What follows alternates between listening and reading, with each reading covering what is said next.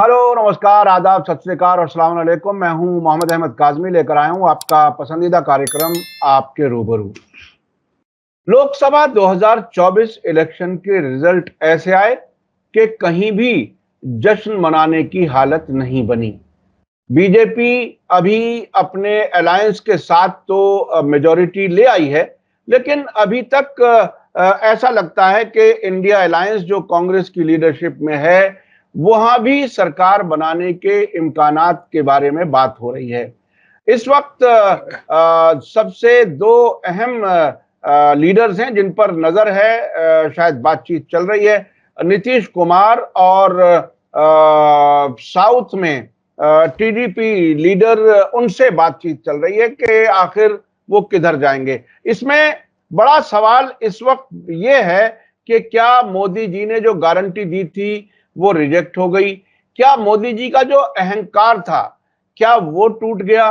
क्या मोदी जी अब सरकार बनाएंगे? मोदी जी खुद प्राइम मिनिस्टर होंगे या नहीं? ये कई ऐसे सवालात हैं जिसमें पूरे देश की नजरें गड़ी हुई हैं दिल्ली में क्या कुछ हो रहा है। इस सब पर बात करने के लिए मेरे साथ खास मेहमान है सीनियर जर्नलिस्ट जॉन दयाल साहब, जो पूरी जिंदगी लगाई है इस सियासत को समझने में, बहुत से इलेक्शंस कवर किए हैं, एडिटर के तौर पर अखबार को लीड भी किया है और बहुत से विदेशों में भी रिपोर्टिंग की है। हमने अब से पहले ज्यादा उनसे बात की है इजराइल फिलिस्तीन जंग की, लेकिन आज मैं उनसे रिक्वेस्ट की मैंने और आज लोकसभा इलेक्शन पर बातचीत करने के लिए वो मेरे साथ हैं। जॉन दयाल साहब, वेलकम है आपका। मीडिया स्टार वर्ल्ड को आपने वक्त दिया, उसके लिए शुक्रिया। आप ये बताइए कि इस नतीजे को आप किस तरह से देख रहे हैं? अगर शुरू में ब्रीफली कुछ बताया जाए, आप इसको क्या मुख्तसर नतीजे के तौर पर शुरू में बता दें ताकि लोगों को समझ में आ जाए कि देश किस तरफ जा रहा है। अब मैं आपसे बिल्कुल उल्टा ही बोलूंगा। मैं ये बोलूंगा कि सब जगह खुशी है, हारने वालों में खुशी है, जीतने वालों में खुशी है। मोदी जी बड़े खुश हैं कि एनडीए को बेल मेजॉरिटी मिल गई, हार से मुंह नहीं देखना पड़ा। एनडीए को अगर खुशी है तो इंडिया को और भी ज्यादा खुशी है कि मोदी को उनका कहां तक है उनको दिखा दिया। यूपी में उनकी मट्टी पल्लित कर दी, बनारस में उनकी खुद सीट में जहां कभी वो 6 लाख से जीतते थे, अभी 1.25 लाख से भी जीत नहीं पाए। तो ऑपोजिशन में जो है चंद्रबाबू नायडू, उन्होंने अपने एक स्टेट भी जीत ली और काफी सीट्स भी पार्लियामेंट में भी जीत ली और आज अपने आप को किंग मेकर बताते हैं। तो दुखी तो कोई नहीं है और सबसे ज्यादा खुशी है हिंदुस्तान की गरीब जनता में। एक ऐसे आदमी से शायद पीछा छूट जाए जो अपने आप को खुदा से भी बड़ा समझने लगा था और शायद उससे भी ज्यादा उसका जो सिपह सालार है होम मिनिस्टर अमित शाह, शायद उससे छुटकारा मिल जाए। जो पुलिस इस्तेमाल करता है, ईडी इस्तेमाल करता है, जो जेल का सुपरवाइजर भी है, पुलिस का मुखिया भी है, खुफिया पुलिस का सदर तो आई हो, तो उसका जैसा पावरफुल हिंदुस्तान में कभी हुआ नहीं था। उनसे शायद पीछा छूट जाए। इस पे सिविल सोसाइटी बड़ी खुश है, अखबारात खुश है। तो अब ये बताइए कि आने वाले वक्त में आप कैसे देख रहे हैं, सरकार किसकी बनेगी? क्या मोदी जी की, क्या बीजेपी एनडीए की ही बनेगी, या दूसरी तरफ भी ये जा सकता है?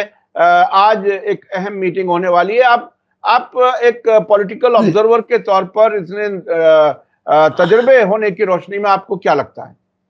कल से जो हमने फोन खड़का है और जो टीवी पे देखा, उससे एक बात तो साफ है कि इंडिया अपने कार्ड्स अपने सीने के पास बंद करके खेल रहा है ताकि कोई देख ना पाए।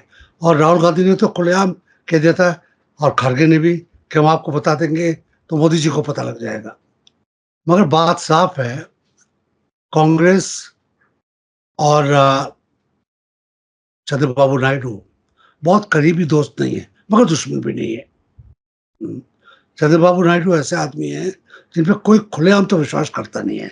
इन्होंने अपने ससुर को दगा दे के मुख्यमंत्री बने थे, एनटीआर जो मुख्यमंत्री थे उनको दगा दे के बने थे, और उसके बाद पार्टी चेंज करते रहे सपोर्ट, कभी कांग्रेस को दिया, कभी भाजपा को दिया। और जो ये तो था आंध्रा में।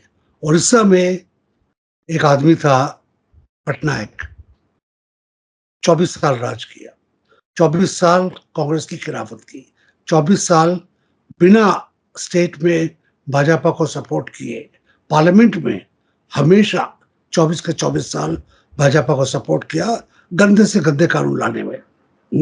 अब वहां पे भाजपा का राज हो गया है, तो भाजपा के साथ कौन जाना मांगेगा?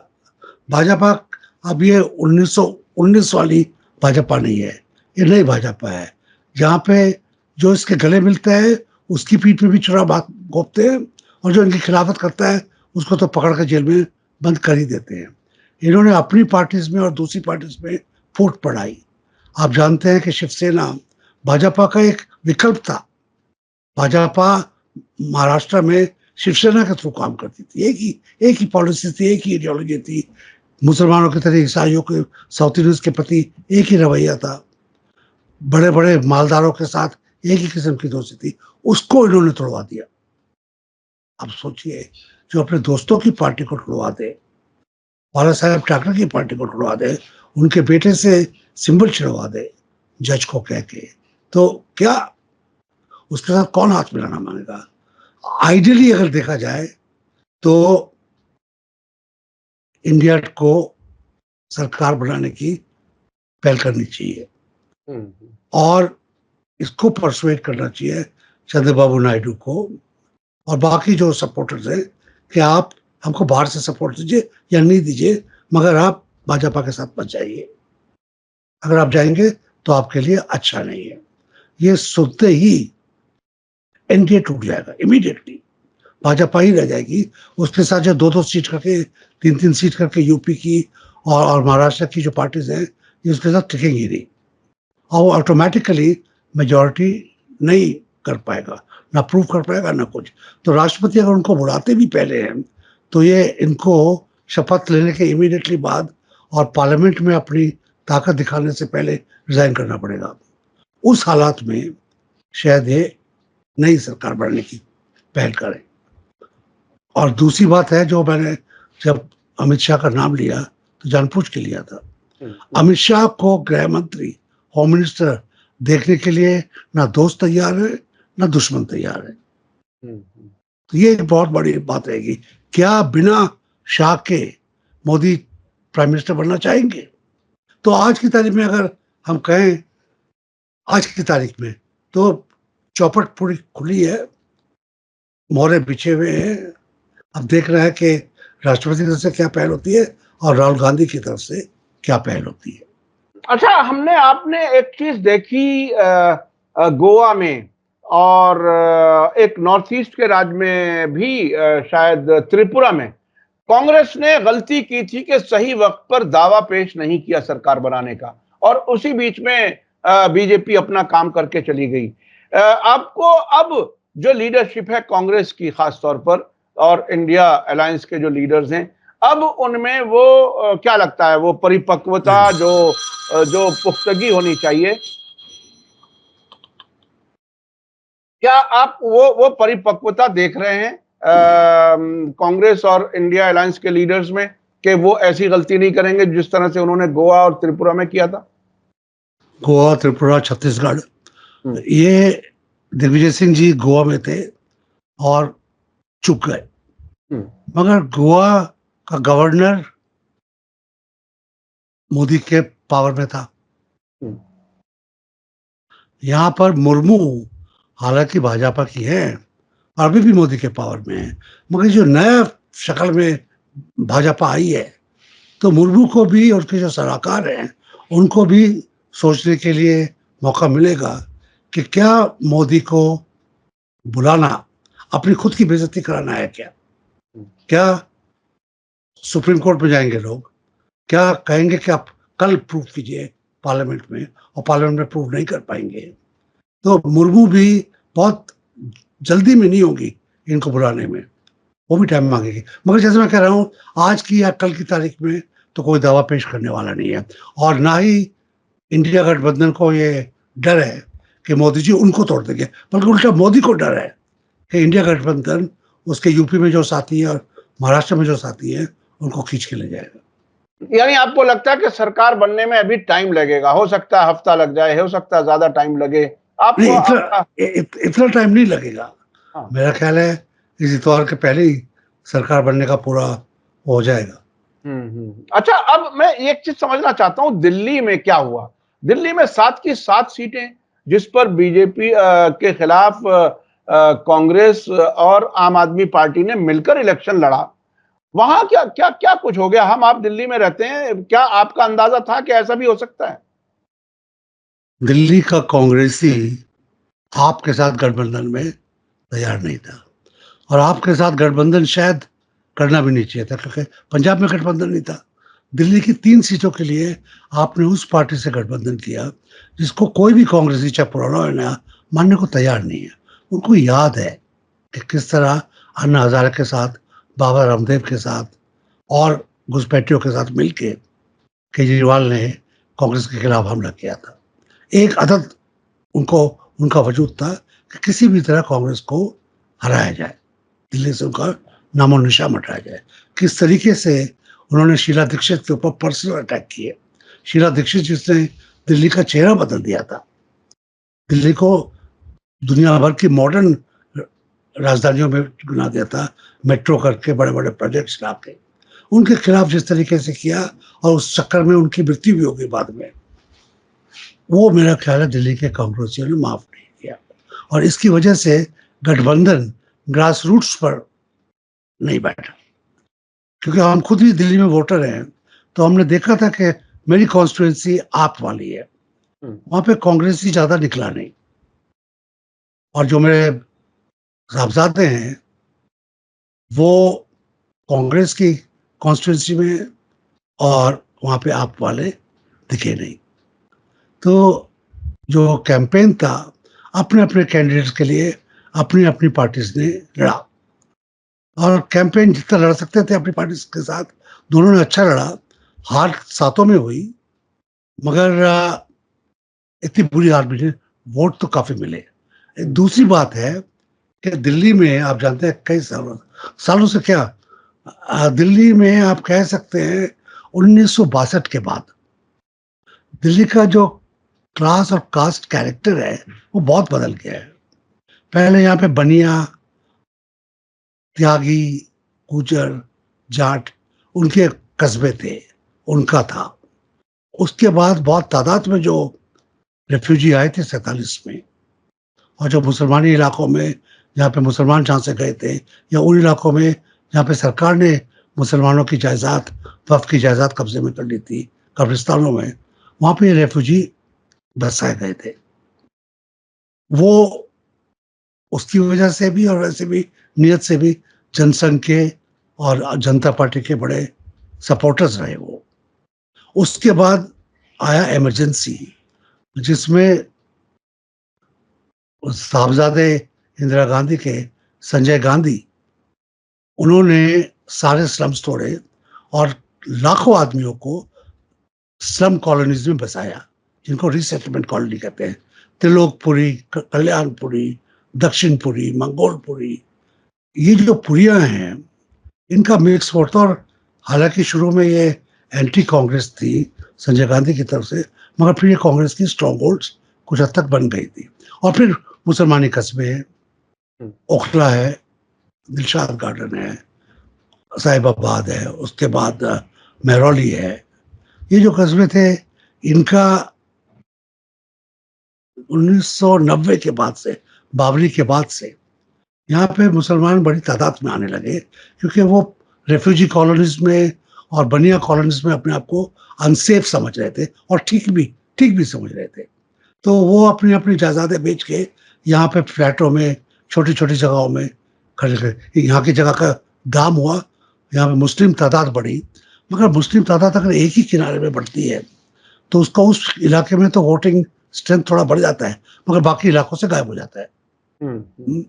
तो जहाँ पे वो फैल के कुछ कर सकते थे, वहां पे वो कर नहीं पाए, और यहाँ पे इकट्ठा होके जो करना था उसके मुकाबले में जो पंजाबी कॉलोनीज हैं, जो अपर मिडिल क्लास कॉलोनीज हैं, वो ज़्यादा हावी रहे।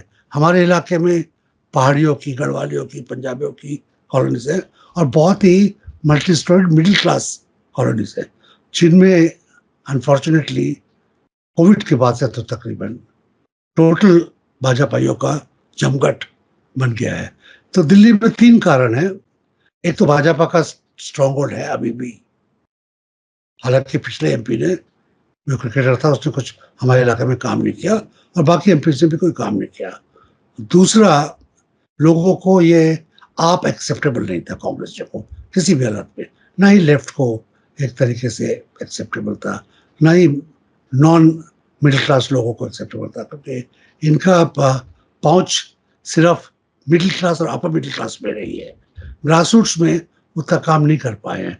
बिजली तो दे रहे हैं मगर बहुत कम बिजली है, पानी तो दे रहे हैं मगर तब भी पानी की प्यास है, आप जानते ही है। और स्लम्स को इनसे भी खतरा है, इनके बुलडोजर से भी खतरा है। तो ये, और फिर वो देख रहे हैं कि इनमें आपस में भी कला है, ऐसी बात नहीं है कि एकदम धुले साफ है।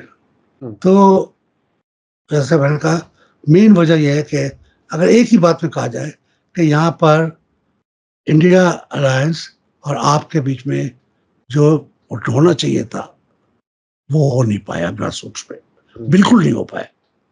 ये वाकई आपने बहुत सी जितनी ये डिटेल्स बताई हैं अलग अलग कॉलोनियों का जो जो पॉलिटिकल पहचान है और किस किस तरह से ये बसी, ये वाकई बहुत कम लोग जानते हैं। अच्छा, मैं अब ये समझना चाहता हूं कि अब भी अगर वर्स्ट सिनेरियो सोचा जाए कि मोदी जी प्राइम मिनिस्टर बने और एनडीए की सरकार बन गई, अब उस हालत में मुसलमानों का, क्रिश्चियंस का, दलितों का, उनके साथ अब क्या रवैया हो सकता है सरकार का? मैं बिल्कुल वर्स्ट सिनेरियो में समझना चाहता हूं, क्योंकि लोग अब भी वो एक जो जो जो जुल्म हुए हैं वो भूले नहीं है, और फिर भी इनके किसी भी तरह से सरकार बनाने के बाद क्या वो सेफ महसूस कर सकेंगे? क्या कुछ हालात बने? मेरा ख्याल है और मैं सोच रहा हूं और कुछ उम्मीद कर रहा हूं कि युवापा का जो डर है, ईडी का जो डर है, वो डर काफी हद तक खत्म होगा, मगर ग्रास रूट्स में जो हिफाजत है वो नहीं बढ़ेगी। ग्रास रूट्स में जो संघियों का, लिंचिंग मॉब्स का, गाय प्रोटेक्शन वालों का, उनका जो रौब है वो कम नहीं होगा। और ये मैं आपको बताना मांगता हूँ इस तरीके से, ये रौब है उन इलाकों में जहां पे कांग्रेस बिल्कुल है नहीं। अब आप देखिए, उड़ीसा, आधा झारखंड, पूरा मध्य प्रदेश, 40 की 40 सीट भाजपा की है, एक कोई सीट किसी की नहीं है, ना कम्युनिस्ट की, ना कांग्रेस की, ना एक भी मुसलमान नहीं है। छत्तीसगढ़ गायब हो गया, गुजरात और राजस्थान का कुछ टुकड़ा। तो ये पूरा जो सेंट्रल बेल्ट है, यहाँ पे बहुत तादाद में दलित है, बहुत तादाद में गुजरात में, राजस्थान में, झारखंड में, मध्य प्रदेश में बहुत तादाद में मुसलमान हैं, बहुत तादाद में ईसाई हैं, उड़ीसा में, झारखंड में, राजस्थान में, मध्य प्रदेश में, झाबुआ में, और ट्राइबल्स में काफी तादाद में ईसाई हैं। तो ईसाई और मुसलमान तादाद में हैं, ग्रास रूट्स पर हैं, और उनके खिलाफ जो ट्राइबल्स को खड़ा किया है, जो गौरक्षकों को खड़ा किया है, जो बाकी तबके को खड़ा किया है, वो बरकरार है। लोकल पुलिस फोर्स भाजपा के पास है चारों पांचों स्टेट्स में। तो दिल्ली को अगर आप दुआई देंगे भी तो बहुत बाद में होगी। लोकल मैजिस्ट्रेसी, डिस्ट्रिक्ट मैजिस्ट्रेट्स भाजपा के साथ है, उड़ीसा में, झारखंड में, मध्य प्रदेश में, राजस्थान में, गुजरात में। कहाँ कहाँ हमको हिफाजत है वहां पे? मुंबई में है, महाराष्ट्र में कुछ में, या फिर आप कह सकते हैं यूपी में। तो यूपी में अब थोड़ी सी ज्यादा हिफाजत हो गई है। और वहां पर एक और भी बात है कि योगी जी को एक सबक मिल चुका है, और शायद भाजपा का पत्ता साफ कराने में मोदी जी का, योगी जी का भी थोड़ा सा हाथ मान के चल सकते हैं। हम्म। क्यों अच्छा, उन्होंने हाँ जी जी, आप अपनी बात पूरी। हाँ नहीं, मेरी बात ये कहता है कि उन्होंने इंडिया का झंडा तो नहीं फहराया, मगर भाजपा का जितना फहराना चाहिए था उसमें थोड़ी कमी कर दी। अच्छा अच्छा, अब मैं दूसरे सिनेरियो पे जाता हूं।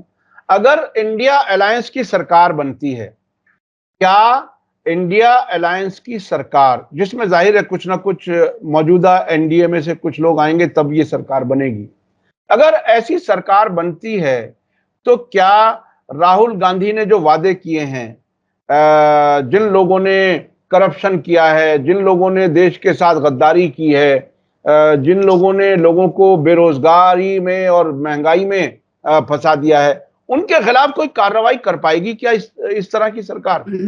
इस सरकार का जो सबसे बड़ा स्ट्रेंथ होगा, अगर सरकार बनती है, तो वो है कि इसका जो इंटरनल कैरेक्टर है वो कांग्रेस और सापा के साथ मिलकर होगा। दोनों की मेन आइडियोलॉजी सोशलिस्ट है। सापा का तो नाम ही समाजवादी पार्टी है। जी जी जी। दोनों ही अगर प्रो मुस्लिम नहीं है तो एंटी मुस्लिम भी नहीं है, फुल प्रो दलित नहीं है तो एंटी दलित भी नहीं है। दोनों ही सरमाएदारों से दूर तो नहीं है मगर नजदीक भी नहीं है। तो वो pro poor, pro minorities, pro Dalit जो इनकी ओवरऑल इथॉस है, उनको एक ताकत देगी, एक वजूद देगी, एक कुवत देगी कि वो प्रो पुअर काम कर सके। वो जो 100 दिन की गारंटी है नौकरियों की, वो कर पाए। क्योंकि एक बात आपने नौकरियों में देखी है, लाखों नौकरियां सरकारी नौकरियां हैं। हाँ हाँ बिल्कुल। और 2.5 लाख के करीब सरकारी नौकरियां हैं, तो वो तो एक कागज साइन करके कर सकते हैं। उसके बाद स्टेट पुलिस फोर्सेस की नौकरियां हैं, तो ये सब नौकरियों में काम आएगा। महिलाओं का तो इनकी स्टेट्स में ऑलरेडी है, उसको एक्सपेंड करके तो कुछ हद तक 70-80%, 50 से ज्यादा प्रतिशत हद तक प्रोविंसेस को अगले 100 दिन में ये कर पाएंगे। क्या युवापा को हटा पाएंगे? तो मेरी तो बहुत बड़ी डिमांड है कि आप युवापा हटाइए, आप ईडी को दोबारा इंडिपेंडेंट कीजिए, आप कोर्ट्स को इंडिपेंडेंट कीजिए। उनमें इनका कोई पैसा खर्च नहीं हो रहा है।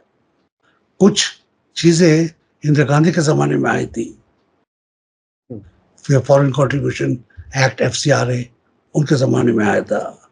युवापा का जो पहला संस्करण था वो उनके हाथ में आया था। ये तो बात भूलते तो नहीं है ना।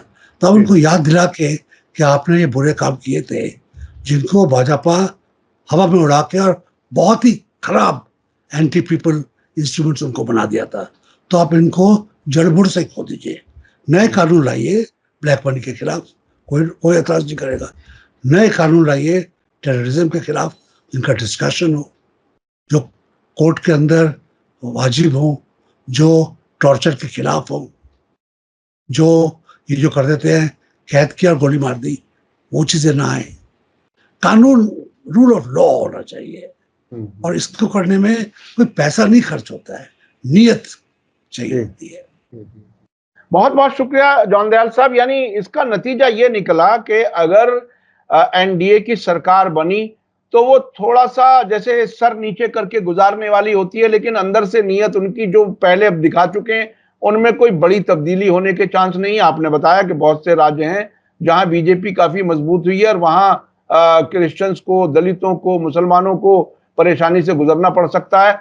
दूसरे सिनेरियो में अगर इंडिया अलायंस की सरकार बनती है तो उसमें कुछ जो घुटन का माहौल अब तक रहा है उसमें कमी आने के काफी हद तक इम्कान है, नौकरियां मिलने के या दूसरी और जो आसानियां हो सकती हैं। वादे उन्होंने बहुत किए हैं राहुल गांधी ने, उनको पूरी मेजॉरिटी नहीं मिली, ये बात वो कह सकते हैं, लेकिन यह कि किसी हद तक समाज में एक रिलैक्स माहौल बनने के इम्कान बन सकते हैं अगर इंडिया अलायंस की सरकार बनी।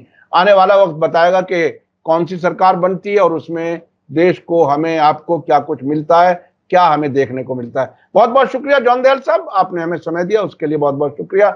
इसी के साथ मुझे दीजिए इजाजत। धन्यवाद, शुक्रिया।